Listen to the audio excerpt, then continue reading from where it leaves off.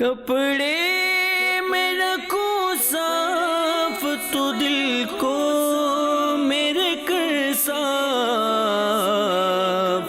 مولا تو مدینہ میرے سینے کو بنا دے۔ الحمدللہ رب العالمین والصلاة والسلام على سید المرسلین، اما بعد فاعوذ باللہ من الشیطان الرجیم، بسم اللہ الرحمن الرحیم، الصلاة والسلام علیک یا رسول اللہ وعلى آلک وصحابک یا حبیب اللہ، الصلاة والسلام علیک یا نبی اللہ وعلی آلک وصحابک یا نور اللہ۔ فرمان مصطفیٰ صلی اللہ تعالی علیہ وآلہ وسلم، جس نے مجھ پر ایک بار درود پاک پڑھا اللہ پاک اس پر 10 رحمتیں نازل فرماتا، 10 گناہ مٹاتا اور 10 درجات بلند فرماتا ہے۔ صلو علی الحبیب صلی اللہ۔ نیت المؤمن خیر من عملہ، مومن کی نیت اس کے عمل سے بہتر ہے، حسب حال اچھی نیتیں کر لیجئے۔ آداب علم دین کو ملحوظ خاطر رکھوں گا۔ جو مسئلہ صحیح طور پر سمجھ گیا دوسروں کے آگے بیان کر نیکی کی دعوت پھیلانے کے ثواب کا حقدار بنوں گا۔ جو بات سمجھ میں نہیں آئی دارالافتاء اہل سنت سے رجوع کروں گا۔ صلو علی الحبیب صلی اللہ علیہ وسلم۔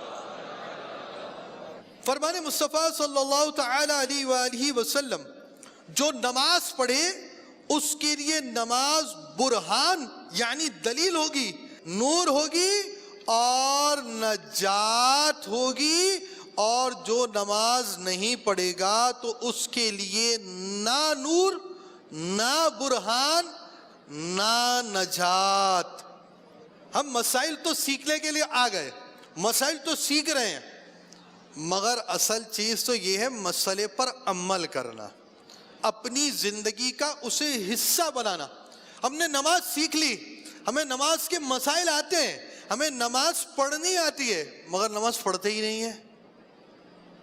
یعنی وہ بھی نقصان میں ہے جو نماز پڑھے مسائل نہ سیکھے، اور وہ بھی نقصان میں ہے جو مسائل جان بھی لیتا ہے مگر پھر عبادت کی طرف نہیں آتا، نماز نہیں پڑھتا۔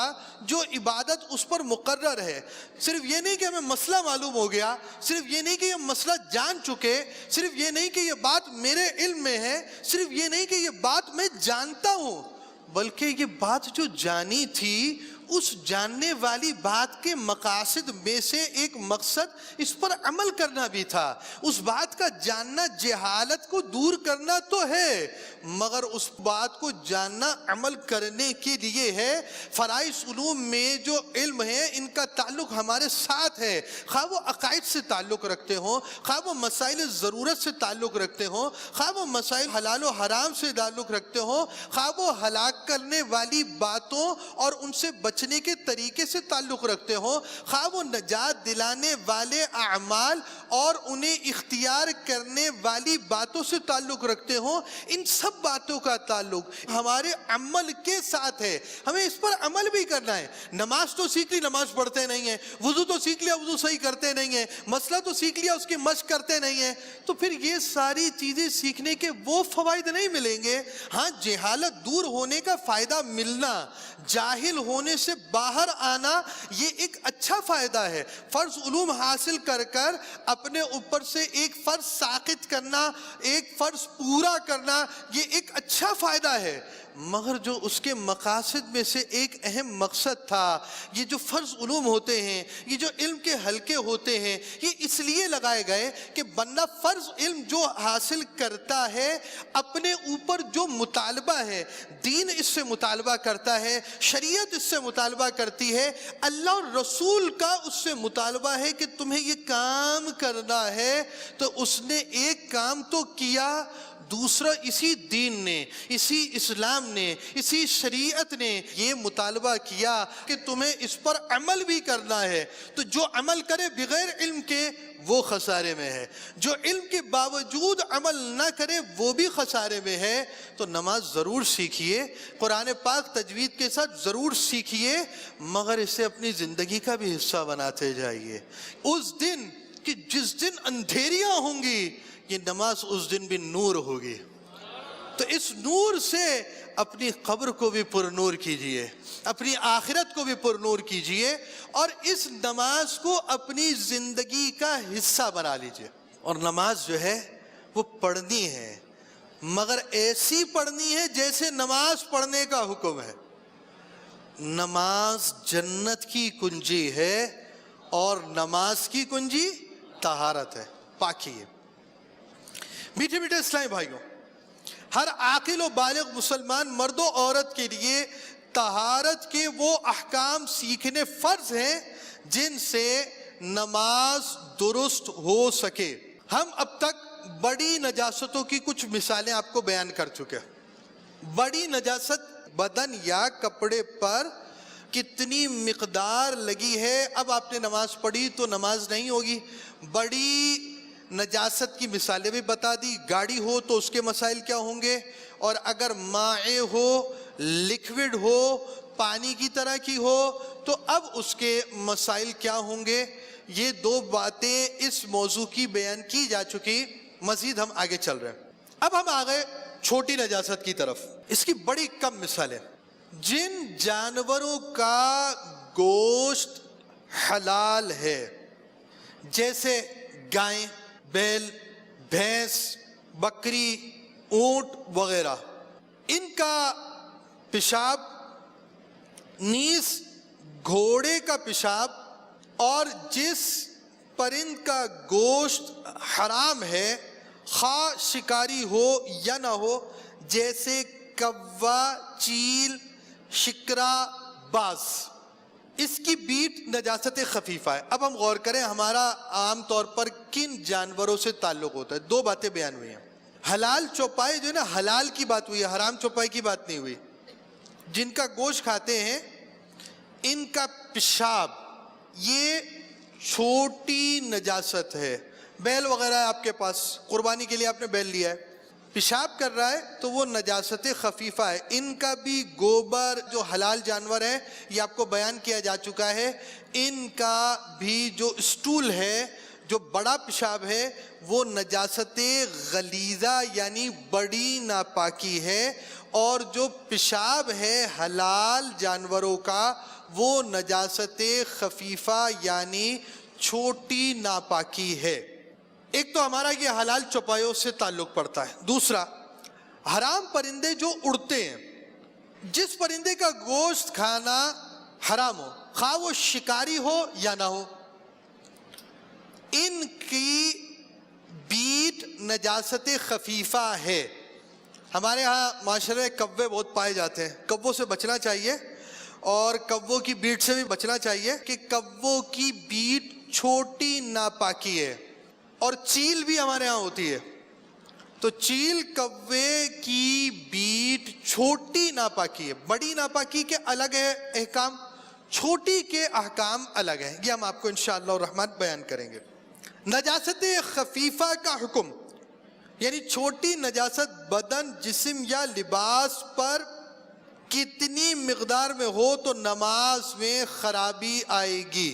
نجاست خفیفہ یعنی چھوٹی نجاست جس کو کہا گیا، اس کا حکم یہ ہے کہ کپڑے کے جس حصے یا بدن کے جس عضو میں لگی ہے، اگر اس کی چوتھائی 1/4 25% یہ آپ کو دکھایا جائے گا سے کم ہے تو معاف ہے۔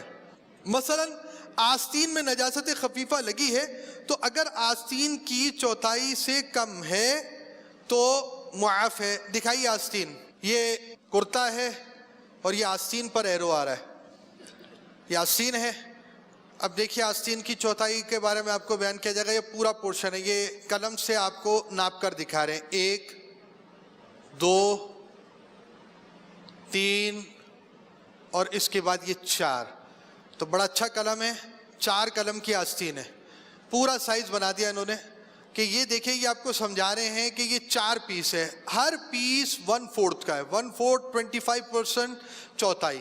اب آپ یہ دیکھیں یہ اتنا بڑا پیس اگر ناپاک ہو. اب یہ پیس دکھا رہے ہیں. یہ چھوٹا ہے. یہ دیکھیں یہ چھوٹا بھی اتنا چھوٹا نہیں ہے مگر یہ پیس یہ 1/4 ہے جس کی طرف اشارہ کیا. اب یہ دیکھیں یہ پورا جو انہوں نے ہاتھ میں لیا ہوا ہے کپڑا, یہ کپڑے کا ایک حصہ ضرور ہے مگر 1/4 سے کم ہے, چوتھائی سے کم ہے. تو اب جب کم ہے تو معاف ہے. لیکن لباس میں ناپاکی بالکل نہیں ہونی چاہیے. البتہ 1/4 سے چوتھائی سے 25% سے کم ہوگی نجاست خفیفہ, چھوٹی ناپاکی, تو اب یہ معاف ہے. دامن میں لگی ہے تو دامن کی چوتھائی سے کم ہے تو اب بھی معاف ہے. یہ دامن ہے. درزی صاحب جتنا حصہ سینے کے بعد بقیہ چھوڑ دیتے ہیں اس کو دامن کہتے ہیں. دیکھیں دامن ہے, پین سے نشان لگا رہے ہیں لیکن نشان لگ نہیں رہا, آپ کو سمجھا رہے ہیں. یہ پورشن دامن کا ہے. یہ دامن کہا جاتا ہے. دامن میں انہوں نے یہ ایک پورشن لیا, 1 یہ 2 یہ 3 اور 4, 2 اسے کر دیے انہوں نے. 1 2 3 4, یہ 4 1/4 حصے تقریباً بنے ہیں ان کے. یہ دیکھیں یہ پورشن اب جو ان کے ہاتھ میں ہے دامن کے 1/4 سے یہ کم ہے. تو اب یہ چونکہ 1/4 سے کم ہے لہذا چھوٹی نجاست اگر اتنے پورشن پہ لگی ہے تو اتنے حصے پہ لگنے کے باوجود یہ معاف ہے, نماز ہو جائے گی. کوے کی بیٹ نارملی جس جگہ پر لگتی ہے وہ 1/4 سے کم ہوتی ہے نارملی. ہاں کوئی خاص صورت ہو تو الگ بات ہے. اسی طرح ہاتھ میں لگی ہے تو ہاتھ کی چوتھائی سے کم ہے تو معاف ہے. جی ہاتھ دکھائیے بھائی. یہ دیکھیں یہ آدھا کر دیا انہوں نے ہاتھ, تقریباً اندازاً آدھا. اب یہ ایک طرح سے 1/4 اس سائڈ, 1/4 یہ سائڈ ہو گئی, اور ایک طرح سے 1/4 یہاں پر اور 1/4 یہاں. 1 2 3 اور انہوں نے 4 ٹکڑے کر دیا ہاتھ کے, اگرچہ 4 ٹکڑے نہیں ہیں یہ. اب یہ دیکھیں یہ جو انگلی ہے نا, انگلی نے جو آگے کا ایک پورشن کیا ہے آگے, یہ آپ سمجھے تقریباً 1/4 ہے. اب یہ 1/4 اگر جو ہے چوتھائی سے کم, اس سے کم, اوپر کی 2 انگلیوں کے 2 پوروں کے, پورے سمجھتے ہیں آپ, یہ جو انگلی ہے نا یہ پورا ہے, یہ پورا ہے, یہ پورا ہے, ٹھیک ہے جی. اب اتنے پورشن پر اگر نجاست خفیفہ لگ گئی تو یہ معاف ہے. کس کی بات ہو رہی ہے؟ چھوٹی نجاست کی. یعنی اس صورت میں پڑھی گئی نماز ہو جائے گی. البتہ اگر پوری چوتھائی نیٹ 25% چوتھائی حصہ اگر پورا لگ گئی ہے چھوٹی نجاست بھی, تو اب اس صورت میں بغیر پاک کیے آپ نے نماز پڑھی, نماز نہ ہوگی. اہم وضاحت, نجاست خفیفہ اور غلیظہ کے جو الگ الگ احکام بتائیں یہ کس وقت ہے. ہم نے آپ کو یہ بولا نا کہ بھائی غلیظہ بڑی نجاست کے یہ حکم ہے, چھوٹی نجاست کے یہ حکم ہے, لیکن تفصیل ہے کہ یہ احکام کب ہیں. یہ اس وقت ہیں کہ بدن یا کپڑے پر لگیں. اگر کسی پتلی چیز میں, مثلا بالٹی ہوتی ہے آپ کے گھر میں, بالٹی میں پانی ڈالتے ہیں آپ, بالٹی میں پانی ڈالا ہوا ہے. اب کسی پتلی چیز میں جیسے پانی یا سرکہ میں گرے تو چاہے غلیظہ ہو یا خفیفہ کل ناپاک ہو گیا, اگرچہ ایک قطرہ گرے, جب تک وہ پتلی چیز حد کثرت یعنی دا دردا نہ ہو. بات یہ ہے کہ پیورلی غلیظہ خفیفہ ڈائریکٹ بدن پر جسم پر لگ گئی، ٹھیک ہے. اب ایسا نہیں ہوا. کسی لکوڈ میں مثلا آپ کا بالٹی میں پانی جمع تھا، آپ غسل کی تیاری کر رہے تھے، کٹ لگ گیا، خون کا ایک قطرہ نکل کر بالٹی میں گر گیا. کتنا گرا ہے؟ ایک قطرہ. پانی اگر آپ کا کھلا ہوا ہے، پانی کے اندر نجاست خفیفہ گر گئی اور پانی میں اگر نجاست غلیظہ گر گئی تو اب ایسی صورت میں وہ کم مقدار ہو یا زیادہ مقدار ہو، یہ سارا لکوڈ ناپاک ہو گیا. بہرحال اگر خفیفہ ہو یا غلیظہ ہو، کوے کی بیٹ ہو یا آپ کا خون ہو، ایک قطرہ بھی پانی کے اندر گر گیا، قلیل سارا پانی یہ سب ناپاک ہو جائے گا. ایک مسئلہ میں پہلے بیان کروں گا، پھر میں آپ کو قلیل اور کثیر پانی کی وضاحت مدنی گلدستے سے کروں گا انشاءاللہ الرحمن. نجاست غلیظہ خفیفہ میں مل جائے تو کل غلیظہ ہے. بڑی اہم بات، بڑی اہم بات، بڑی اہم بات. گائے، بھینس، ان کا گوبر ہے بڑی نجاست، ان کا پیشاب ہے چھوٹی نجاست. جانور نارملی جب اسٹول پاس کرتا ہے، یورین پاس کرتا ہے، بڑا پیشاب کرتا ہے، چھوٹا پیشاب کرتا ہے، تو اب جب انہوں نے نارمل گوبر کیا ہوا ہوتا ہے اور پیشاب نارمل یہ گوبر وغیرہ سے بچ کر الگ پورشن پہ کرتے نہیں ہیں، تو گوبر پر جو پیشاب ہو گیا، پیشاب تھا چھوٹی ناپاکی، مگر گوبر کے ساتھ مل کر یہ بھی بڑی ناپاکی ہو جائے گا. وہ پیشاب جو گوبر سے مل کر آپ کو لگ گیا تو وہ پیشاب کا بھی وہی حکم ہے جو بڑی ناپاکی کا حکم ہے. تو گائے بھینس وغیرہ پالنے والے اس کے احکام کو بھی سمجھیں کہ اس کے پیشاب سے بھی بچنا ہے، گوبر سے بھی بچنا ہے، اور اس کا پیشاب گوبر کے ساتھ مکس ہو گیا تو اب یہ پھر بڑی نجاست رہے گا.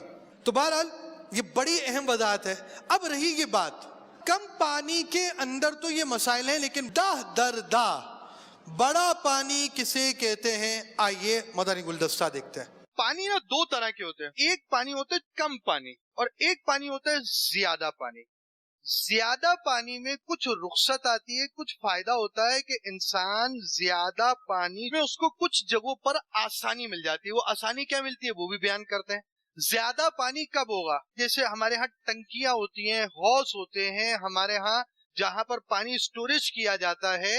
ایسا کوئی بھی مقام ہوتا ہے، کیا یہ پانی کم ہے یا زیادہ ہے؟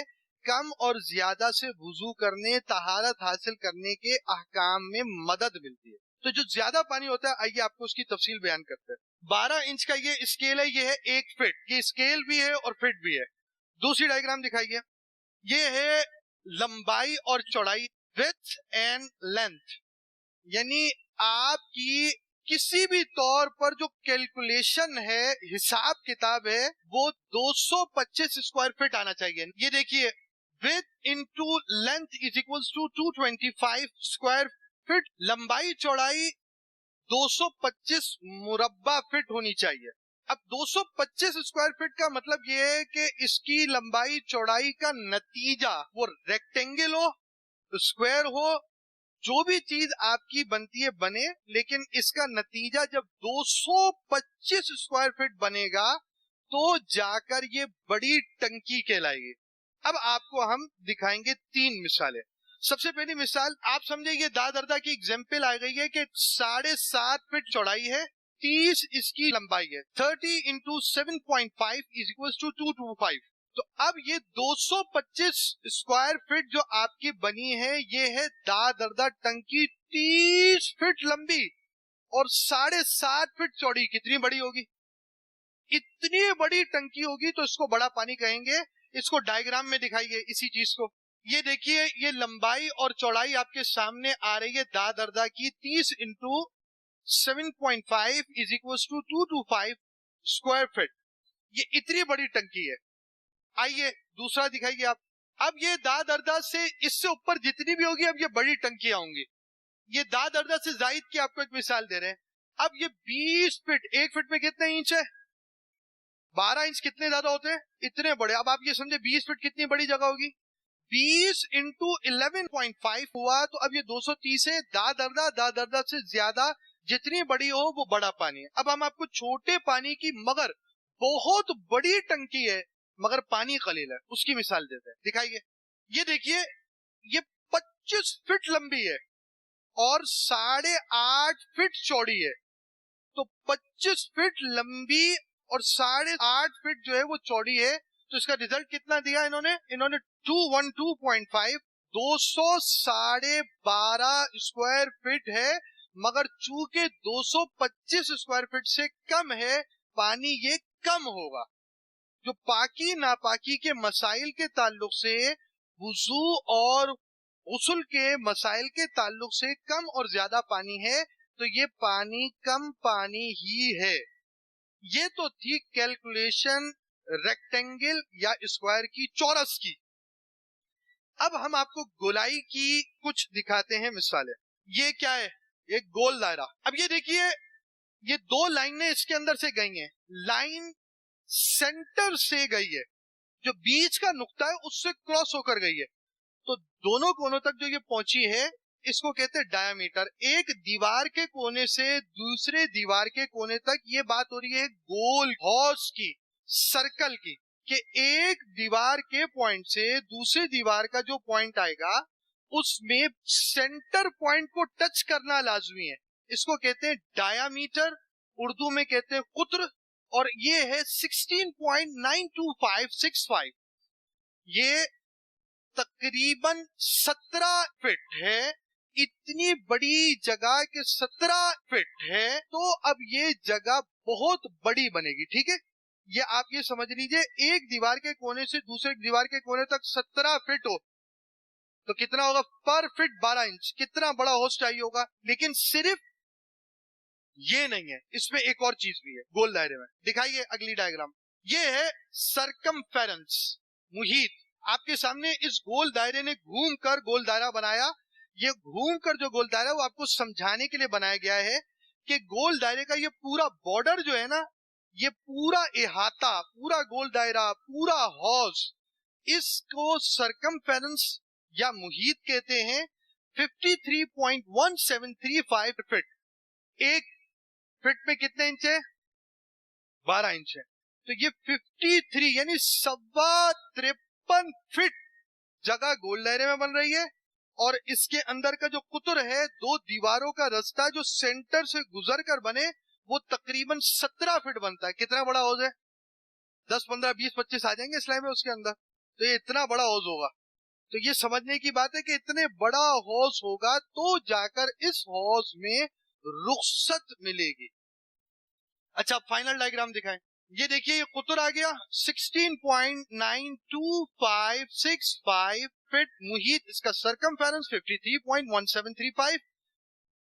और ये बन गया दादरदा, ये बना बड़ा आपका हौज, बड़ा आपका कुआं। अच्छा, ये तो हो गई लेंथ और विड्थ, लंबाई चौड़ाई। तीसरी चीज भी एक आती है, डेप्थ, गहराई। गहराई का बयान नहीं हुआ, लंबाई चौड़ाई का बयान हुआ, तो गहराई कितनी है? दादरदा हौज में सिर्फ इतना दल दरकार है कि इतनी मसाहत में जमीन कहीं से खुली ना हो। और ये जो बहुत किताबों में फरमाया कि लब या चुल्लू में पानी लेने से जमीन ना खुले, इसकी हाजत इसके कसीर रहने के लिए है कि वक्त इस्तेमाल अगर पानी उठाने से जमीन खुल गई तो उस वक्त पानी 100 हाथ की मसाहत में ना रहा। ऐसे हौज का पानी बेहते पानी के हुक्म में है। आपने किसी जगह पर भी जो दादरदा इस तरह की टंकी है, उसमें पानी उठाना है, तो नीचे की जो लास्ट बॉडी है ना, उसकी जमीन जो है वो खुलनी नहीं चाहिए। आपने पानी उठाया, जमीन नहीं खुली। अब अगर ऐसी पोजीशन है पानी की, तो वो पानी जो है, वो पानी दादरदा पानी शुमार किया जाएगा। और वो टंकी तो दादरदा है, अब पानी रहेगा, यानी पानी कम हो गया, आपने उठाया और जमीन खुल गई, तो वो पानी फिर दादरदा नहीं रहेगा। तो आपकी डेप्थ सिर्फ इतनी है कि आपने हाथ डालकर चुल्लू पर पानी उठाना है, तब भी वो पानी की जमीन नजर नहीं आनी चाहिए। इतनी कम डेप्थ जो इंच یا انچز میں بنے گی, 1 इंच में बनेगी, इतनी कम डेप्थ होगी, तो वो डेप्थ भी अगर होगी तो उसको दा दरदा यानी कसीर पानी कहा जाएगा. इसका फायदा क्या है, क्यों बयान किया जा रहा है भाई? ये पानी नजासत पड़ने से नापाक ना होगा. आपकी एक छोटी सी टंकी है, उसमें पेशाब का कतरा पड़ गया तो क्या करेंगे? अब उसे वुदू वगैरह तो नहीं कर सकते. अब ये शरीयत ने यहां में रुख्सत दे दी. इतना बड़ा पानी हो गया है कि अब अगर नजासत पड़ेगी तो इसको नापाक नहीं कहेंगे जब तक नजासत से रंग या बू या मजा ना बदले. अब इतने बड़े पानी के अंदर नजासत इतनी डल गई कि उससे बदबू आ गई नजासत की, रंग बदल गया, या मजाई जो है वो उसके अंदर नजासत का मजा जायका दे रहा है ना, अब ये पानी इस टंकी का भी नापाक हो जाएगा. इतनी कम नजासत गिरी कि उसने ना तो उस पानी का रंग बदला है, ना मजा बदला है, ना जायका बदला है. जायका मीन्स टेस्ट, तो ना टेस्ट बदला है, ना कलर बदला है, ना ही उसके अंदर उसकी स्मेल चेंज हुई है. जब तीनों चीजें नहीं पाई गई तो अब ये नजासत पड़ने से टंकी नापाक नहीं होगी. सल्लु अलल हबीब सल्लल्लाहु तआला अला मुहम्मद. तफसील देखने के लिए वुजू का तरीका सिलसिला देखिए, और आज हमारे सिलसिला भी अपने इख्तिताम पर पहुंचा. फैज़ाने नमाज सल्लु अलल हबीब सल्लल्लाहु तआला अला मुहम्मद. कपड़े में रखूं साफ तो दिल को मेरे कर साफ. मौला तू मदीना मेरे सीने को बना दे.